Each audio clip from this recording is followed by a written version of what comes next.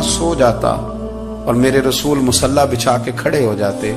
او یار کھیتی باڑی کر کے نہیں, محنت مزدوری کر کے نہیں. جناب عائشہ کہتی ہیں میں یہ بھی دیکھتی کہ حضور ایک آیت شروع کرتے تو ساری رات اسی کو پڑھتے, اور میری نظر جاتی تو قدم مبارک پہ ورم آ جاتا.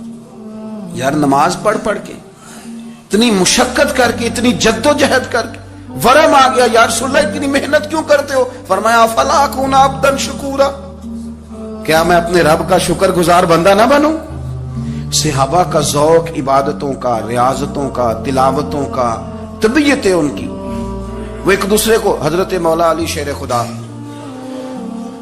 کرم اللہ تعالی وجہہ الکریم کے زمانے میں روم کے بادشاہ نے کہا یار یہ مسلمانوں کا پتہ تو کرو, یہ آخر کیوں اتنے زیادہ مجاہد ہیں. اس زمانے میں جاسوس بھیجنے کا مزاج تھا, اب تو جاسوس پکڑا جاتا ہے, اب تو جاسوس ہے, اور جاسوسی کا شوق ویسے آج بھی ہے. عرض کروں تھوڑی سی بات اس عنوان سے. پتہ ہے کیا ہمارا مسئلہ ہے؟ ہم جہاں جاتے ہیں نا وہاں تھوڑی خوشبو سونگنے کی کوشش کرتے ہیں.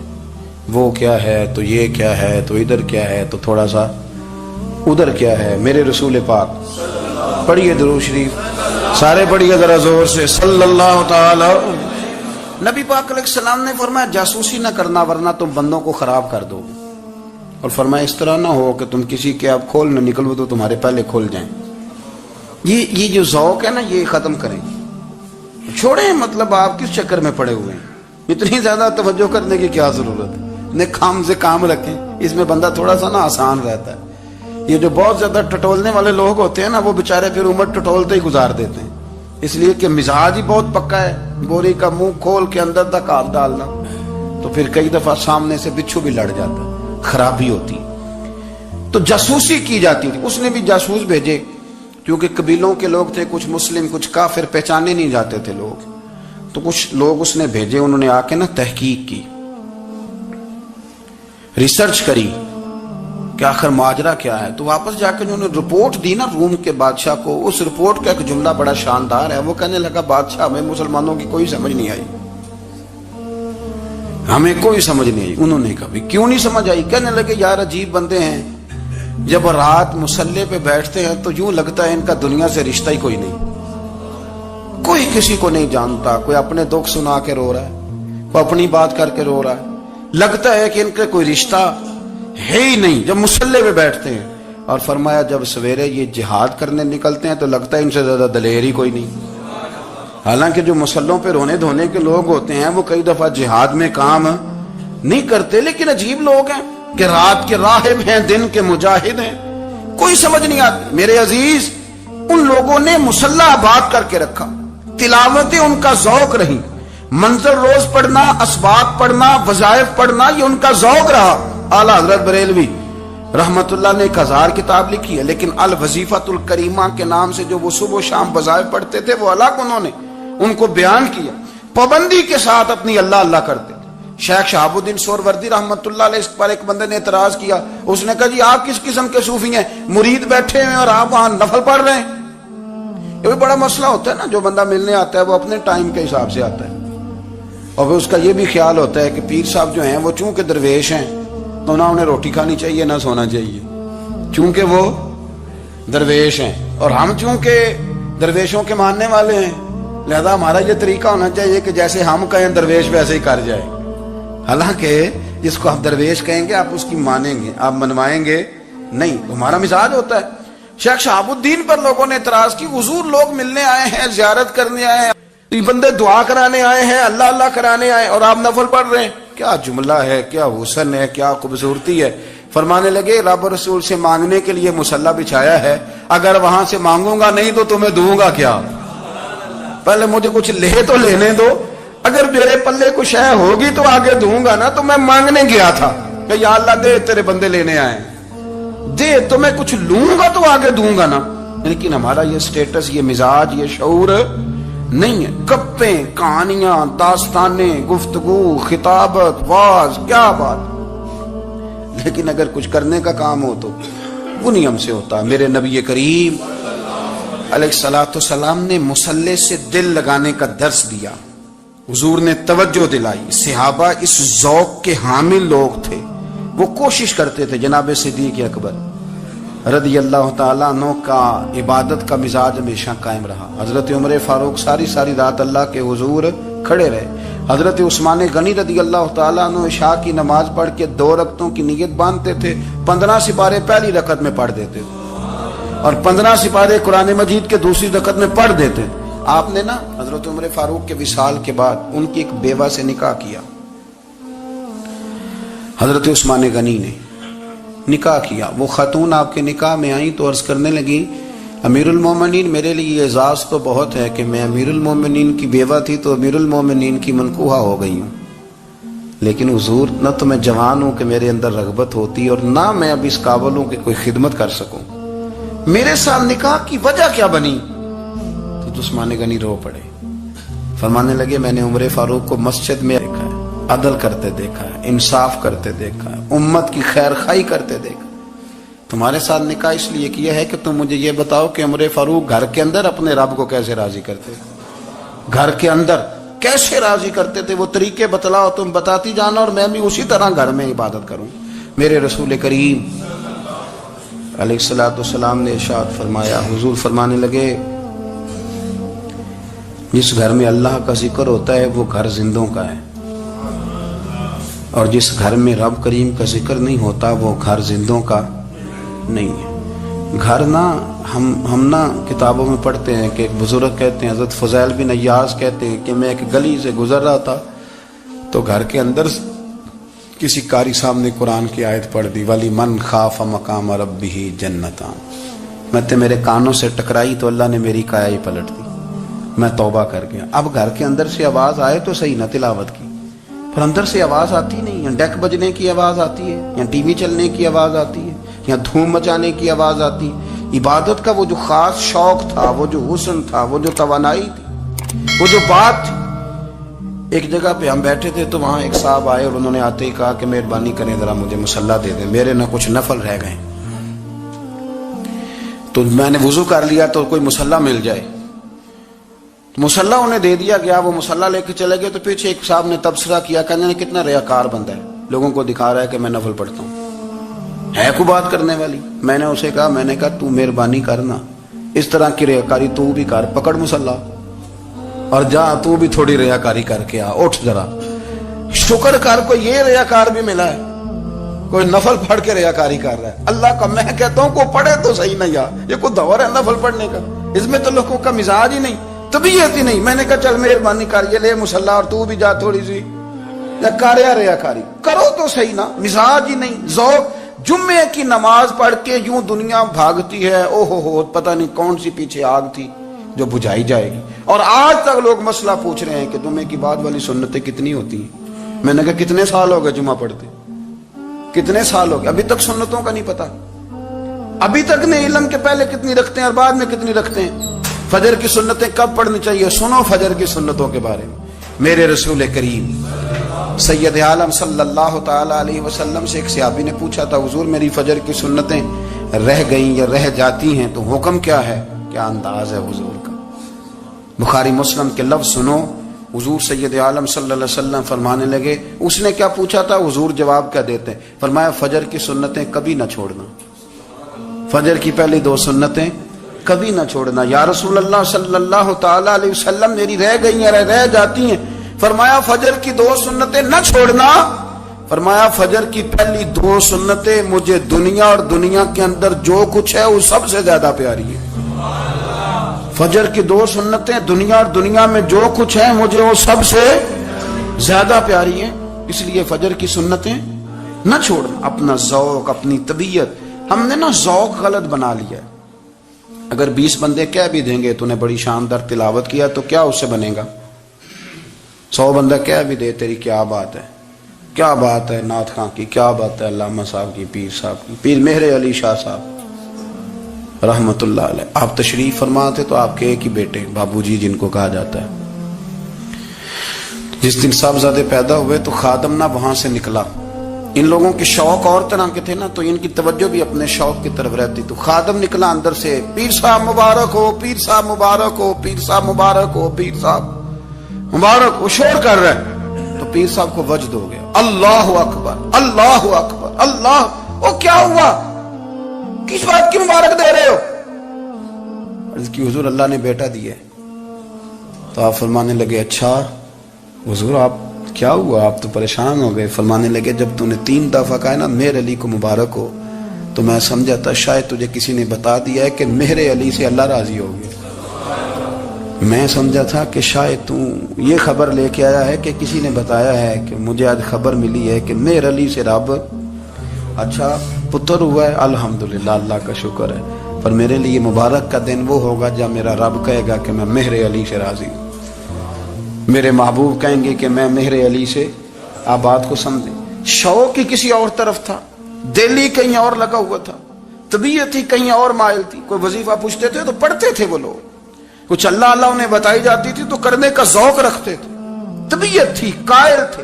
حضرت ربیع کہتے ہیں میں بڑی دور سے سفر کر کے گیا حضرت اویس کرنی سے ملنے، بڑی دور سے، اور جب میں پہنچا تو فجر کا وقت تھا، تو حضرت اویس کرنی کو میں نے پا لیا، تو وہ نماز پڑھ کے نا قرآن شریف لے کے بیٹھ گئے۔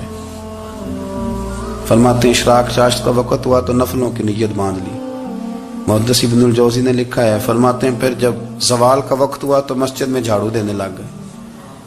زور کی نماز پڑھ کے تو عصر کی تیاری تک وہ مسجد میں بیٹھے رہے، اور میرے نبی پاک علیہ السلام نے فرمایا جو نماز کے انتظار میں بیٹھا ہو وہ نماز ہی میں ہے، وہ نماز ہی میں ہے۔ فرمایا میری دنیا، میری امت کی جو رہبانیت ہے نا وہ اتنی ہے کہ نماز کا انتظار کرے، اذان کے بعد نماز کا یہ راہب ہے، یہ اس وقت چھوڑ کے بیٹھے ہیں سارا کچھ۔ فرماتے ہیں عصر تک انہوں نے اللہ اللہ کی، پھر مغرب تک کی، عشاء کی نماز ہوئی تو نماز پڑھی تو وہ تھک گئے، اب مجھے وہ فارغ ہوں مصلی چھوڑے تو میں ملاقات کروں نا۔ یہ آپ حیران نہ ہو کہ اتنی دیر بندہ کیسے اللہ اللہ کر، ہم نے کی نہیں نا اس لیے ہم پریشان ہیں، جو عادی ہوتے ہیں وہ کر بھی لیتے ہیں، وہ یہ کام۔ میری بات کی سمجھ آ رہی ہے؟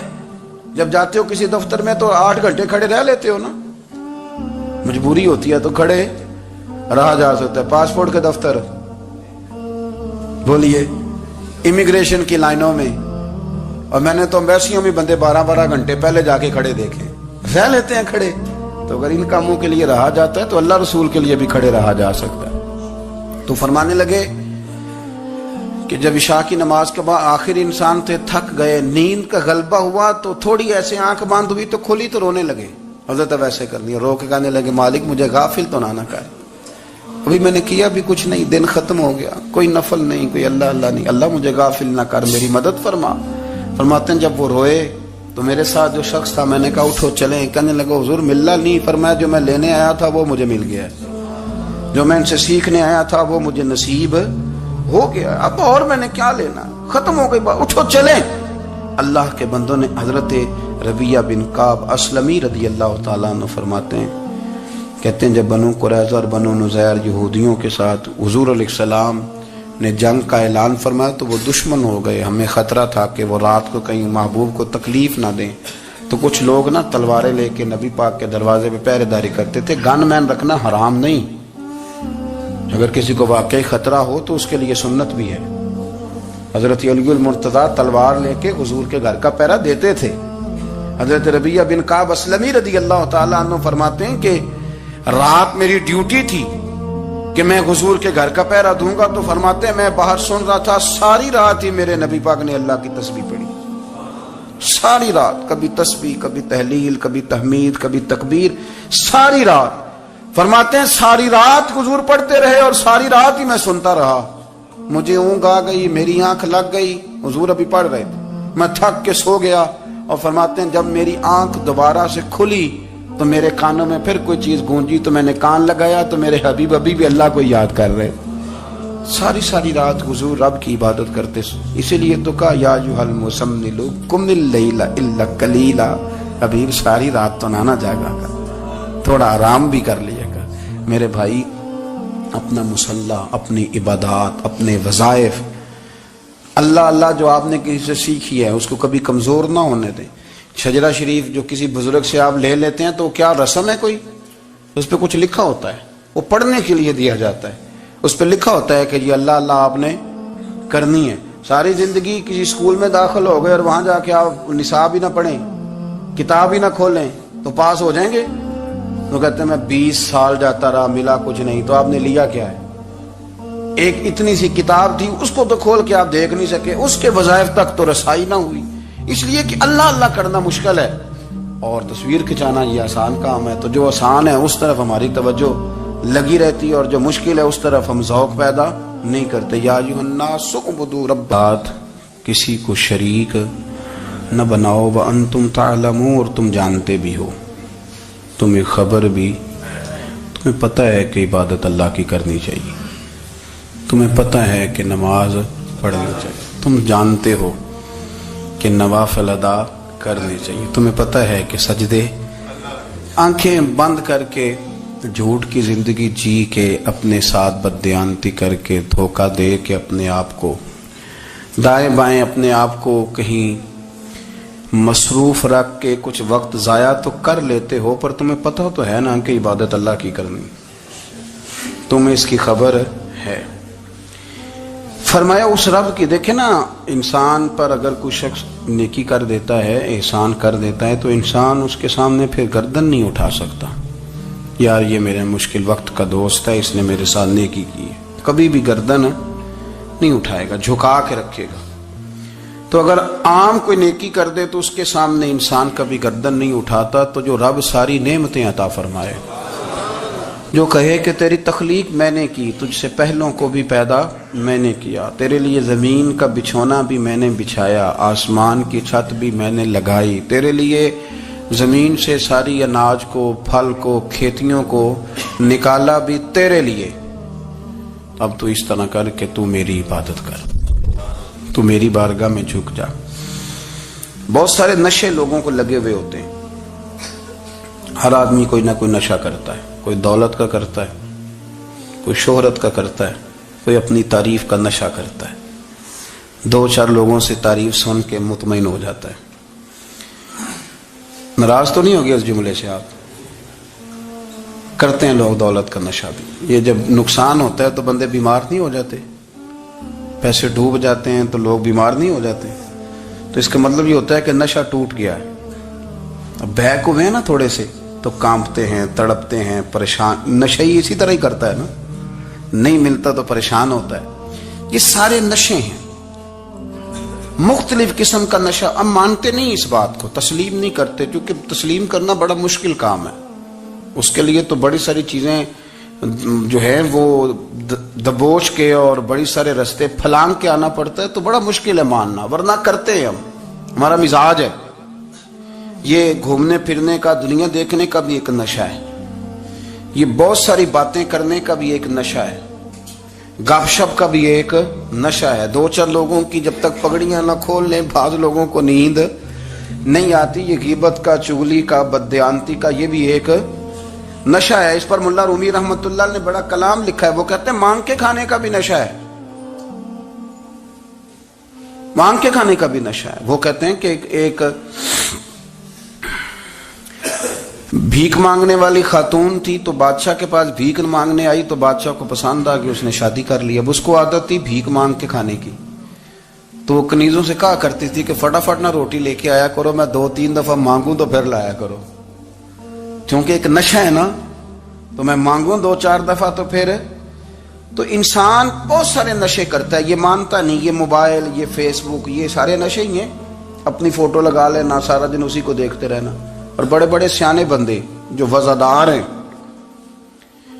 بڑے وزادار لوگ ہیں, لیکن وہ بھی سنجیدگی کے قائل نہیں, اس طرح کے نشوں کا شکار ہیں. یہ سارے نشے ہیں جو ہم نے پال لیے. ہمارے صوفیاء, ہمارے بزرگ فرماتے ہیں کہ تم اس طرح کرو, اگر سارے نشوں سے بچنا چاہتے ہو تو سجدے کا نشہ شروع کرو, سجدے کا نشہ شروع کرو. یہ نا اقبال کہتے ہیں, ہو عطار ہو, رومی ہو, رازی. آپ بات کو سمجھیں, عطار ہو, رومی ہو, رازی ہو, غزالی ہو, کچھ ہاتھ نہیں آتا بے آہ سحر گاہی. کہتے ہیں بہت بڑا صوفی ہو جیسے فرید الدین عطار تھے, بہت بڑا تصوف کا امام ہو جیسے امام غزالی تھے, بہت بڑا تفسیر کا استاد ہو جیسے امام رازی ہو. عطار ہو, رومی ہو, رازی ہو, غزالی ہو پر کچھ ہاتھ نہیں آتا بے آہ سحر گاہی. اگر سویرے اٹھ کے روتا نہیں نا اللہ کی بارگاہ میں, اگر تہجد نہیں نہ پڑھتا تو کچھ ہاتھ نہیں آتا بے آہ سحر گاہی. پھر اس کو کوئی چیز نصیب. میری بات کی سمجھ آ رہی ہے آپ حضرات؟ جب تک آپ سویرے نہیں اٹھتے, آپ اللہ اللہ نہیں کرتے, آپ کو نوافل کا چسکا نہیں, عبادت کا مزہ نہیں, فرمایا میری عبادت کرو, یہ شوق پیدا کرو, میں نے تمہیں پیدا کیا ہے. ہم لوگوں کے نشے مختلف نشے, بڑا عجیب رنگ ہے. محفل کی صدارت کرنے والے بڑے پیر صاحب, بڑے القابات, بیچ میں سے بندہ تلاش کرنے سے بھی نہیں مل رہا, اتنے بڑے لقب ہیں اس کے. لیکن وہ سج سنور کے 2.5 گھنٹے بیٹھا رہا محفل میں, اور نماز کا وقت آیا تو اس نے مختصر سی پڑھی, وہ نکل گیا. ہلکے سے سجدے کیے. او اتنا بڑا عشق رسول نعت خواں, او ہو کیا بات ہے. اور عشق رسول کا بہت بڑا پیغامبر, بہت بڑا مبلغ, اور بیچارہ سمجھ ہی نہیں سکا کہ اللہ کے رسول نے فرمایا تو نماز پڑھ میری آنکھیں ٹھنڈی ہو جائیں گی. تو یہ نشے کے عادی تو ہیں پر حقیقت کے قائل نہیں ہیں. یہ بس ٹھیک ہے, خوابوں کی دنیا میں لوگ زندہ ہیں, پر جن کو یہ جو نشہ تھا نا عبادت کا, یہ میرے رسول پاک کی چاہت ہے, یہ میرے نبی کریم علیہ السلام کی. آپ دیکھیں نا حضور مہینوں جا کے غار حرا میں بیٹھتے, کیا وہاں تبلیغ کرتے تھے, کوئی کتاب لکھتے تھے؟ رسول کریم علیہ السلام مہینہ رہتے غار حرا میں, کوئی نہ مجھے دیکھے, کوئی نہ مجھے ملے. حضور یہاں کیا ہے؟ فرمایا میں اپنے رب کی عبادت کروں گا. نبی کریم علیہ السلام نے سجدوں کے ساتھ پتھروں اور پہاڑوں کو آباد کر دیا, سجدوں کے ساتھ.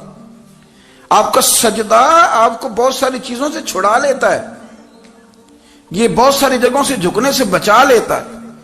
صوفیاء اولیاء یہ کیا کرتے تھے؟ یہ سجدے کا ذوق ہی تو پیدا کرتے تھے. سجدے کا ذوق. شاہ عبد العزیز دباغ رحمت اللہ تعالی علیہ اپنے مریدوں سے فرمایا کرتے تھے کہ اگر تم پکے نمازی بن جاؤ نا, تہجد گزار ہو جاؤ, تو میرے پاس آنا جانا چھوڑ دینا. عرض کی حضور کیوں؟ فرمایا میں تمہارے اور رب رسول کے راستے میں رکاوٹ نہیں بننا چاہتا, اور میرا مقصود ہے تمہیں وہاں تک پہنچانا. جب پہنچ گئے تو پھر میری ضرورت ختم ہو گئی. ہاں کبھی وسوس آئے, شک پیدا ہو, تکلیف ہو تو آنا, ورنہ میں نہیں چاہتا کہ میں رکاوٹ بنا رہوں. تم اللہ اللہ کرو, اس مالک کو راضی کرو. میرے رسول پاک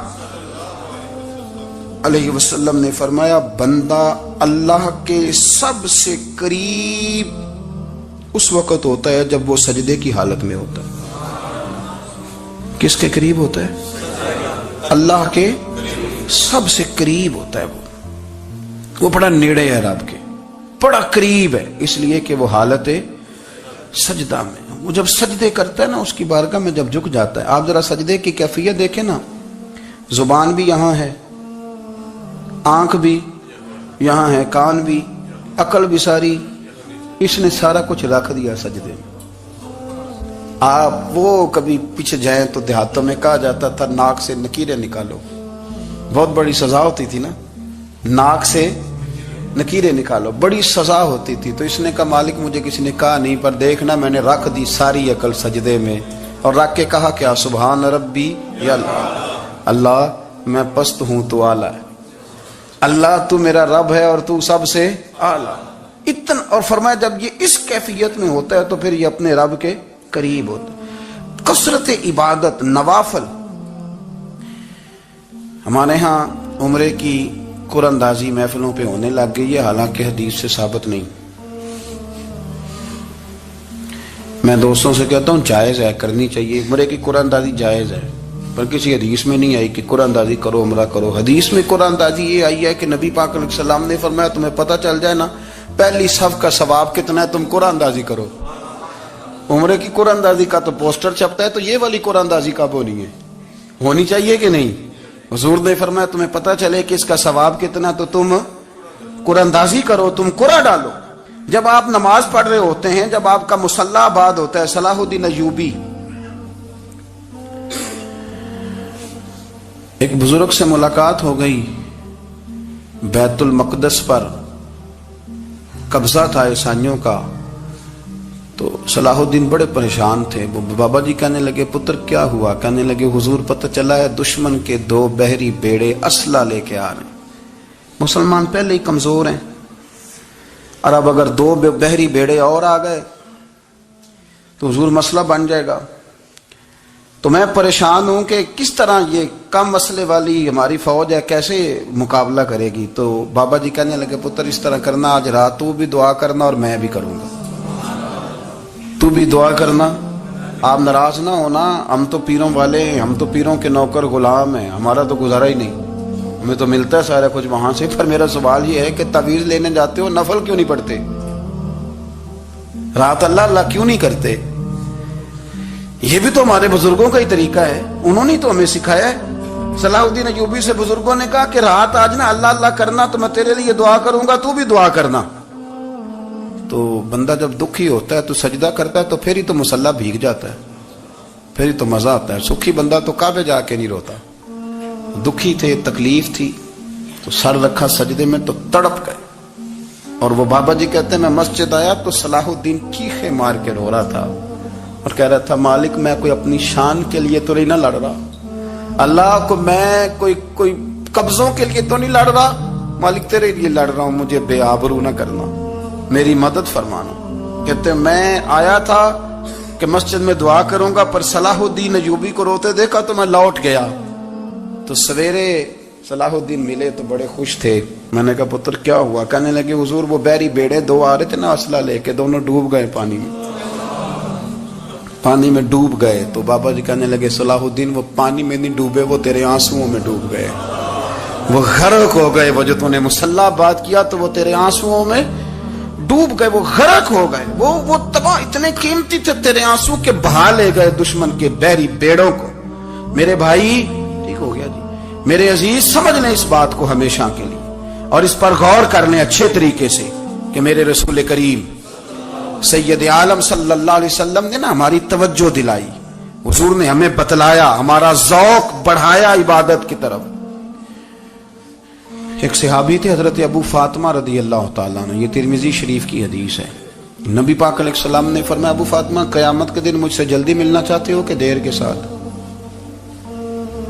تو کہنے لگے حضور کون ہوگا جو دیر سے ملنا چاہے گا, ہم نے تو جان دے دی وعدہ دیدار پر. اعلیٰ حضرت فرماتے ہیں جان دے دی وعدہ اور نقد اپنا دام ہو ہی جائے گا. مجھے لگتا ہے کہ یہ سودا نقد و نقد ہو جانا ہے, چونکہ ہم نے جان دے دی وعدہ دیدار پر. آپ نے وعدہ کیا تھا کہ مریں گے تو پھر زیارت ہوگی, تو مر گئے ہم زیارت کی خاطر. جان دے دی وعدہ دیدار پر تو نقد اپنا دام ہو ہی جائے گا. اے رضا ہر کام کا ایک وقت ہے, دل کو بھی آرام ہو ہی جائے گا. تو حضرت ابو فاطمہ رضی اللہ تعالیٰ عنہ سے نبی پاک صلی اللہ علیہ وسلم نے فرمایا جلدی ملنا چاہتے ہو کہ دیر سے؟ عرض کی حضور فٹافٹ ملنا ہے, میں نے قیامت کے دن آپ سے جلدی ملنا ہے. تو نبی پاک علیہ السلام نے فرمایا پھر اس طرح کرنا, دنیا میں رہ کے سجدے زیادہ کرنا, پھر سجدے زیادہ کرنا, قیامت میں ملاقات جلدی ہو جائے گی, قرب ملے گا تمہیں. اپنے بچوں کے اندر دیکھیں نا, ہم شوق پیدا کرتے ہیں, ہمیں صحیح لفظ نہیں بولنے آتے پر ہم بچوں میں شوق پیدا کرتے ہیں کہ پتر ڈاکٹر بن جائے گا تو بڑا نفع کرے گا, تو لوگوں کی خدمت کرے گا, ملک و ملت کی خدمت کرے گا, تیرے ابا کا نام روشن ہوگا, تیرے دادا کی تعریفیں ہوں گی. ہم یہ ذوق پیدا کرتے ہیں. ہم اپنے نوجوانوں کے اندر یہ فکر پیدا کرتے ہیں, انہیں ہم سمجھاتے ہیں کہ میاں جب تم پڑھو گے محنت کرو گے تو فلاں آدمی کی طرح تمہارا نام ہوگا. یہ جتنا ذوق ہم بچوں کے اندر ان چیزوں کا پیدا کرتے, ہمیں حکم ہے کسی طرح ہم ذوق پیدا کریں کہ پتر نماز پڑھے گا تو اللہ راضی ہو جائے گا, تو سجدہ کرے گا. دیکھیں نا میرے رسول کریم علیہ السلام نے فرمایا 7 سال کے بچے کو مسجد لے کے جاؤ, یعنی اسے شوق دلاؤ, اس کے اندر یہ خاصیت پیدا کرو کہ اس کا دل کرے مسجد میں جانے کا, اس کے اندر یہ خصوصیات لاؤ کہ وہ ہمارے ہاں نا ہر چیز کو پروموٹ کیا جا رہا ہے, ہر چیز کو, یعنی سر سنگیت سکھانے کے لیے اکیڈمیاں بن گئی ہیں, ہر شے پروموٹ ہو رہی ہے. عبادت کا جذبہ کم ہوتا جا رہا ہے, اللہ اللہ کا ذوق ہمارے اندر نہیں رہا. اور اتنا مشکل ہم نے اپنے لیے بنا لیا ہے کہ وہ بندہ جو بڑی زبردست مذہبی گفتگو کر رہا تھا اور تگڑی بات کر رہا تھا, کیا بات ہے, لیکن نماز کے بارے میں کمزوری دکھا جاتا ہے، نوافل کے بارے میں وہ چپکے سے نکل جاتا ہے۔ امام احمد بن حنبل رحمۃ اللہ تعالی علیہ، مسند امام احمد بن حنبل 14 جلدوں میں ہے مارکیٹ میں، اور مجھے تو خیر پسند ہی بڑی ہے، میں نے تو کئی دفعہ پڑھی ہے۔ اور کیا بات ہے امام احمد بن حنبل کی، کیسے تگڑے قسم کے محدث تھے، اور اللہ نے کتنا انہیں اعزاز عطا فرمایا ہوا۔ یہ کوڑے بھی کھاتے تھے دین کی خاطر، سارا کرتا لہو سے بھر بھی جایا کرتا تھا، بڑا اعزاز والا شخص تھے، بڑے اعزاز والے۔ حدیثیں جمع کرنا، حدیثیں لکھنا، حدیث پڑھانا، سارا دن رہتے تھے۔ کہہ سکتے تھے کہ میں کر تو رہا ہوں کام، اور حدیث بھی موجود ہے کہ عالم عابد سے افضل ہوتا ہے، پر اس کے باوجود امام احمد بن حنبل رحمۃ اللہ علیہ 300 نفل فرض نمازوں کے علاوہ پڑھا کرتے تھے، 300 نوافل روز پڑھا کرتے تھے۔ ان کے بیٹے نے کہا ابا جی مکان خریدنا ہے تو وہ جگہ کہاں کر کے لوں، بہت ساری آبادیاں، تو فرمایا پتر وہاں لینا جہاں مسجد